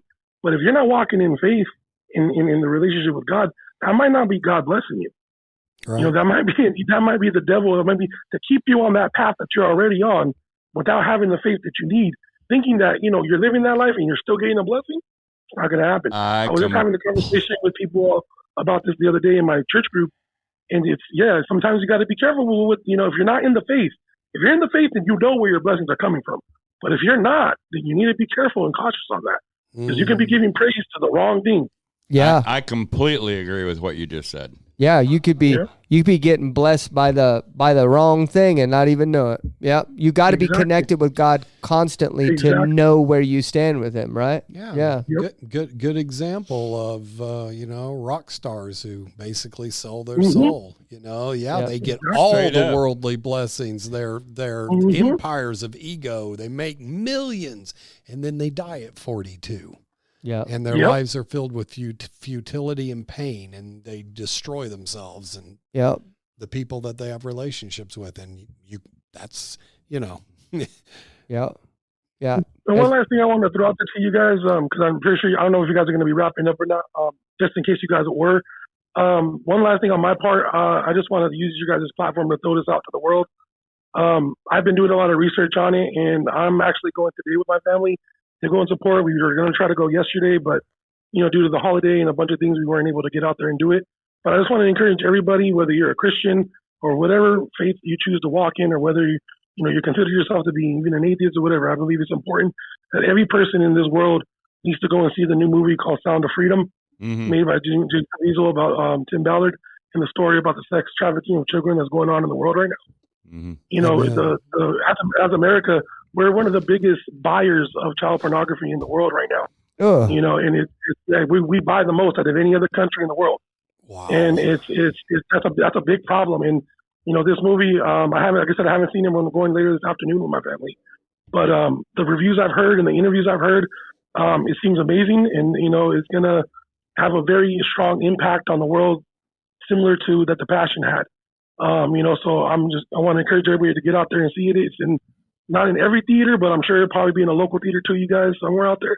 Try to get out there and see it, everybody. You know, it's worth the watch, and maybe if you're not in the faith and you see something that's real like that, maybe that'll tug your heart along, you know, strong enough to get you to start believing and get you to start walking and, you know, push you in the right direction where you need to be, because there's a lot of evil in the world right now, and you know, God's greatest blessings and cares is His children, and they're getting targeted the worst right now. And I got two little ones growing up, so it hits home with stuff like that. And you know, I just want to encourage everybody to get out there and see it, because I feel like it's going to be a big impact, and it's not getting enough publicity as it should be. No news people are talking about it. There's no commercials on TV. You know, nobody's giving them media time. So I just feel like, you know, you guys have a decent platform. You know, maybe whoever's listening, if they haven't heard about it, you have now. You know, go check it out. Yeah. Okay, man. Well, thank you so much for coming on, man, and I'll see you around. Hold on. Let me read one more verse for what he said. Okay. For though we live in a world, though we live in the world, we do not wage war as the world does. The weapons we fight with are not the weapons of the world. On the contrary, they have divine powers to demolish strongholds. We demolish arguments and every pretension that sets itself up against the knowledge of God, and we take captive every thought and make it obedient to Christ. Yep. Thanks, Steve. It's nice meeting you, man. Yep, nice meeting you, Steven. I'll be hollering at you soon, okay, buddy? God bless you, man. And show His favor in each and every one of your lives. I appreciate you guys from the bottom of my heart. All right, brother. All right, bye. Thank you. You guys have a blessed day. Thank you. You too, bud. Well, wasn't that nice? That was cool. It's intense. Yeah, it is. It just kind of tied into what God had showed me over the weekend, and it's just I don't know. I get emotional because I just have that written down right there, where I started to realize that God let me get to that brink to show me that any one of us, no matter how close you are to God, no matter if you're a preacher, no matter if you're the Pope. Well, I mean, I know a lot of people believe that Catholicism's literally Satan, but what I'm saying is you could be the highest highest version of Christian ranking or whatever you want to say. And you could deconstruct too if you don't stay plugged into God. Like, spiritual warfare is for everyone. We literally have to engage in war every single day, or Satan will get you. I think it comes down simply to surrender. You're either surrendered or you're not. If you're not going to stick around for God's pruning. Exactly. And because God prunes all of us. The people, whoever said God doesn't give you more than you can handle, that's the biggest lie. At least for my life, he has broken me and then reformed me over and over to stretch me into something stronger and better and more useful to him. Well, the way I take that verse is like the way death. you said that. Because, yeah, it does feel like it's more than you can handle, for sure. Sure. At what point does this phone become useless? When the battery dies. Why does the battery die? Because it's not plugged into the source. Exactly. Boom! Bam! Well, just I saw that coming from a mile away. No, you can't drop the mic. It's on a stand. Phone drop. There you go. You're so predictable, Larry. Saw that from a mile away. Yeah. As soon as I picked it up, you knew what I was getting ready to say. Well, I can tell you, even when that phone's on, it's more trouble than it's worth usually. No, I agree. Especially mine, because it ignores the do not disturb. It ignores every other. I wonder if other God deal. thinks that silent. about it. It's on silent, but it still rings. I want to say that too, Christians. Stop telling deconstructed Christians that they never were a Christian. Stop that. I know it pokes a hole in your theology of once saved, always saved. I know that. Yeah, I know that's probably very difficult for you to get behind and be like, well, if once saved, always saved is true, then they must have never been saved, because if they were saved, then they're still going to heaven, right? And they're like, but they can't because they're talking all this crap about God. It's like, it's Schrodinger's cat. Maybe once saved, always saved isn't true. Have you ever thought of that? Hey, like Pastor Gary said. That's a paradox. That gives them a paradox. Like Pastor Gary said, it should be once saved and always saved, because you should stay plugged into the source, and then you have protection. You don't battle your flesh by yourself. You battle your flesh with the Spirit of God. Yeah. And then you are able to stay focused on God. I know that in my world now, because I started in the church, I walked away from the church, I came back. I didn't have a relationship with Christ then. Like, I knew about him, but I didn't know him. Now I know him. I have a relationship with him, and I don't want what the world has to offer in the least bit. No. Yeah. And I don't know all the details. I want to say that clearly. I don't know the details, like where I've never given up God completely, where I was like, you know what, forget you. But there was a point, I mean, recently where I'm like literally sitting here thinking like, are you even real, dude? Like, are you even active? Like, are you even active in my life? Like every day, like what's going, like, but like I said, it wasn't. Did you eat? It was because my own evil desires. I mean, like I said, I realized that, but it's just one of those things, man. It's one of those things that this once save always thing. I don't really know. I don't have all the answers to the questions, but just quit making excuses not to trust in God. Mm-hmm. I mean, that's the truth of it. And you said that too about being submitted fully to God. That's the hardest thing. And I can probably guarantee you that there's still some things that I'm going to say no to him too. Like, you know, like that's part of Christian growth. Yeah. Well, I was talking at the party we were at last night. Yes, Christian's party. I couldn't pass that one up. I was talking with Bo. We interviewed Bo on episode 4, I believe it is. Bo was the way we were discussing. We as Americans actually do not understand kingship. We don't understand that when the king said something, it became law immediately.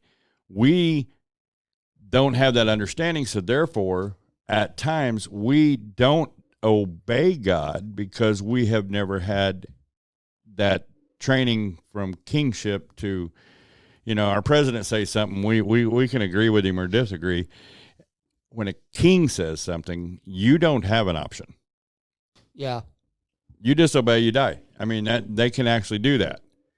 Just check out some of these dictatorship type things. That can be a king, good king or bad king. Mm-hmm.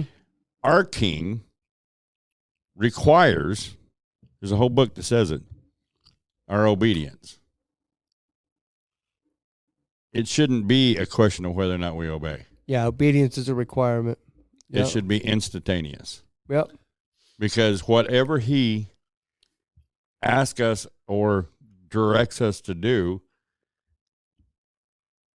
it's for our own good. Yeah, and the beautiful thing is he's a benevolent king that loves us and allows us mercy when we fail and come back and say, whoops, screwed that one up. Yeah. Okay, let's wind this thing down a little bit, but I'm curious because I'm building a little hype for episode 50, Mark, and last week we were talking about the idea of possibly each one of us picking a guest on to come on. So I'm not saying that this would be your favorite, but I just want to get your thoughts, Mark, right now, if you just had to like throw it out there for episode 50. And this is not making your choice. It's just a speculation. Just right now, the thought, who's your first thought that comes to mind of who you would have come on for episode 50? Are we supposed to say it out loud? Yeah. Yeah. Really? Yeah, this is just talk. Who would you have come on? Is this like a fantasy thing? Like if anybody I could talk to on No. From guests that we've already interviewed. From guests we've already Who would you pick? I would like to hear from Jess. Is it Jess? Jess. Okay, you probably just took Larry's. All right, so like Pagan Witch Jess. Mark would like to hear from Pagan Witch Jess. Okay, Larry, if you had to pick, who'd you pick? I was thinking Indy. Andy? You'd like to hear from Indy? Okay. Yeah. Mine would be Dan. Dan? Yeah. Remember Dan? Satanist Dan? Oh, Satanist Dan. Yeah. That was your first episode. Well, no, that was one of your very first episodes. That was the one I remember where I told you we were having a Luciferian come on, and you turned around right where you're stood, and you're like, "Why? What's going on?" Right. Like, yeah. I'd like to have him back on. That was before you got a microphone, I think. That was our first one where we were like, that was our first episode. Was like, what are we doing here? Like, yeah. I'd like to take us back to there because now I feel like we're like seasoned vets, like. You know, Jess is the one that's married to a believer, right? Yes. Mm-hmm. Yeah. I'm just kind of curious. Yeah, she's the one that came and visited. Yeah, here, she came and visited. Came to church with us. Kind of curious because I've got this. The Holy Spirit told me He's bringing her back into the Praise family. the Lord. Yeah. Well, we told her that from day one. Yeah. Yeah. You also mentioned perhaps doing live where we could actually have a call-in board and people actually call in and asking more questions than what we would question. I'm looking around the room going, are we going to get a bigger office before then? No, we could do live with we could do live with just this same software we use right now. It would look exactly the same. Yeah. But the only difference is Angela would have to be reading the comments and stuff and we could respond to them like they would be coming through the software. And I've also thought about here soon, whenever I get some free time, I've thought about making it to where we can actually start interviewing the people over Zoom. So whenever for all the YouTube audience, they would actually get to see the person that we were interviewing instead of it just being a voice, which most of our audience is on audio only anyway, so that wouldn't really affect you guys in that regard. But for the YouTube audience, you know, that would be pretty cool to get a little bit bigger facility and to have for Zooms, you know, have the picture here so we could actually see. Yeah, we wouldn't be able to see it just yet. Well, I mean, I could probably get a screen. I could probably get a screen to where one of us or more could see it. So I've got so much I'm watching while this is going on anyway. I could put a screen up to where you could see the person. But then you'd be like, what are you doing over there? Yeah, I was having problems. I don't have my bifocals on. I don't know what. I was having problems reading today. The words kept jumping on me. And it made me sound like I can't read out loud. The words were jumping on? What do you mean? Yeah, no. Like you're having trouble with your vision? Yeah, my eyes, yeah. Why?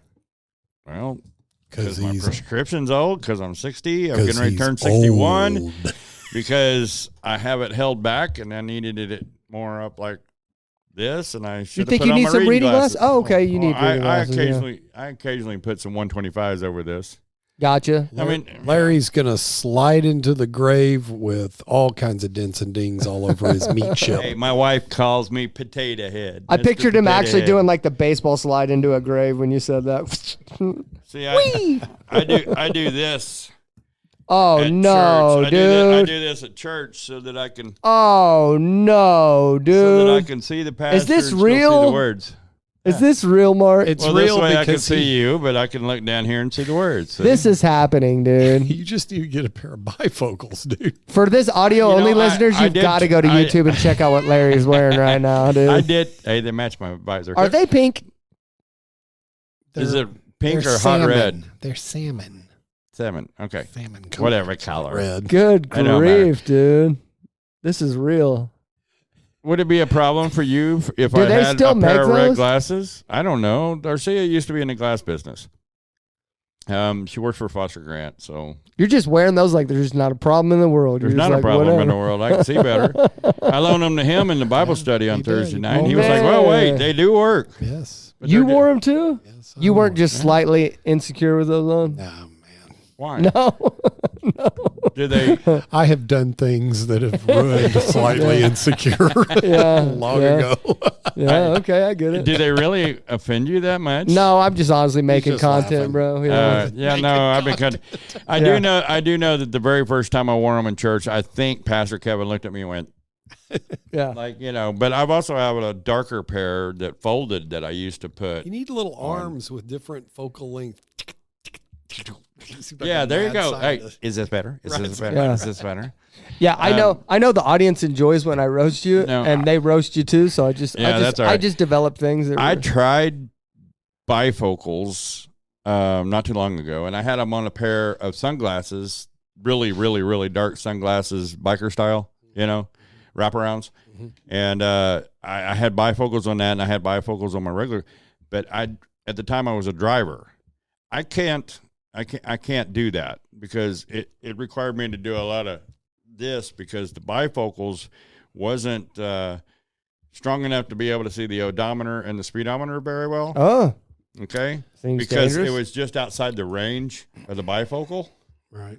And then on the motorcycle, it was like, because I had the Road King at that time, so my speedometer was on the tank. No. So it's like, Yeah. having to see it, it was no. And you can't So I went be a and took 'em biker out. wearing that. You can't do that. No, these would. Some fly guy out. would just pull up to you on his bike and be like, "I'm gonna kick this guy's butt." He wouldn't have a chance. Hey.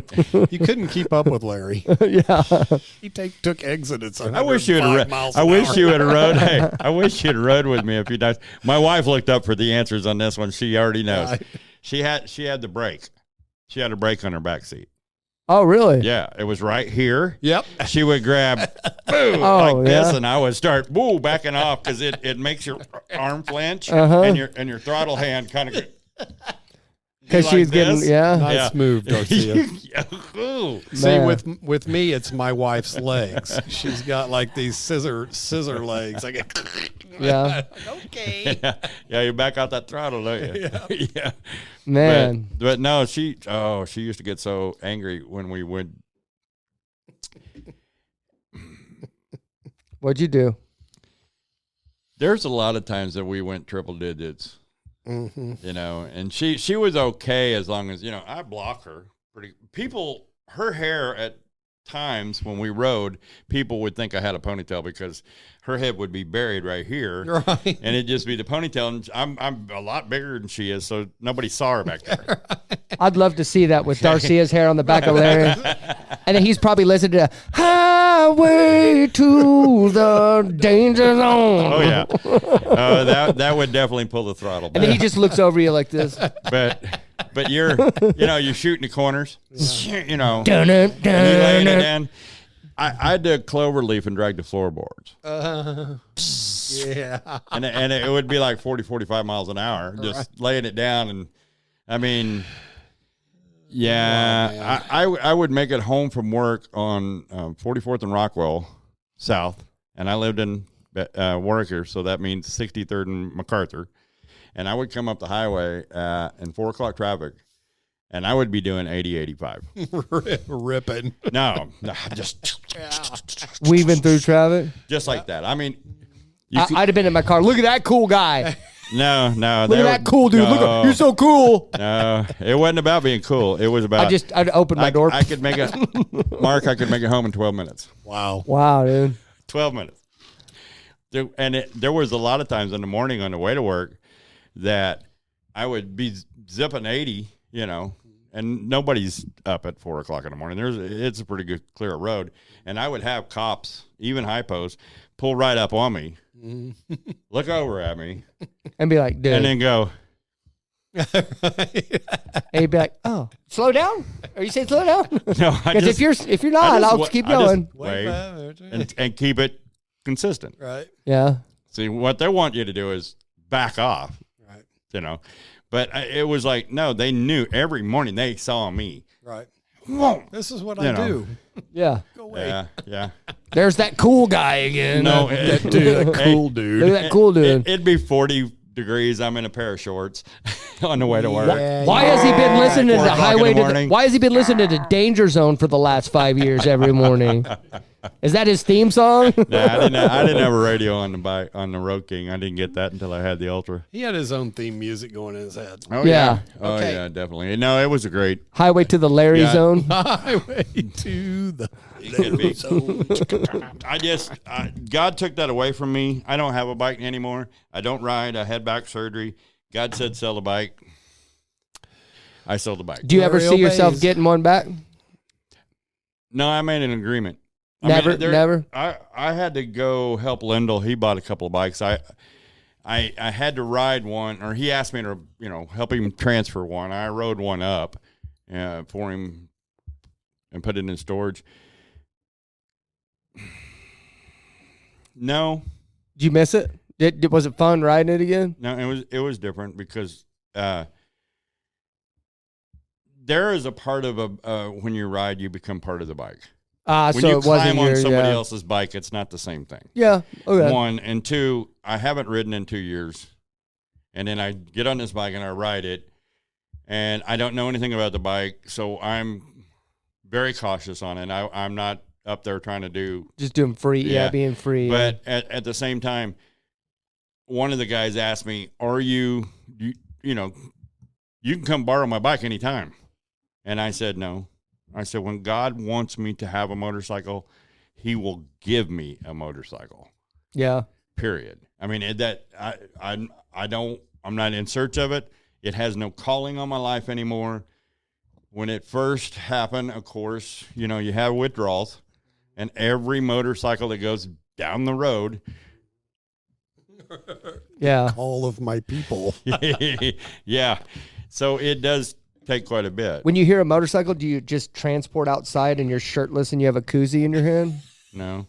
You're just like, how did I get here? No. I just heard a motorcycle. No. It's like hearing wolves in the distance now. Yeah. It's like, now it's not the wolves calling me, it's the coyotes. Right. And I'm like, yeah, no. There you go. God has me focused on this and I took that away from me so that I would not be distracted by that. And there you go. And the Harley took me into a life that moved me further away from the Lord. Yes, you can ride a motorcycle and go to church. But you couldn't. But I couldn't. There you go. At that time. Yeah. I don't have a problem with that. Okay. Yeah. Let's wrap it up. We're at 148. Any final words? Yes, Jesus loves you, and so do I. Okay. Thank you for watching and listening. We are out. I'll take you home. Thank you so much for listening to the Help My Unbelief podcast. Please don't forget to like, share, and subscribe. And more importantly, tune in every Tuesday at 9 a.m. for new episodes.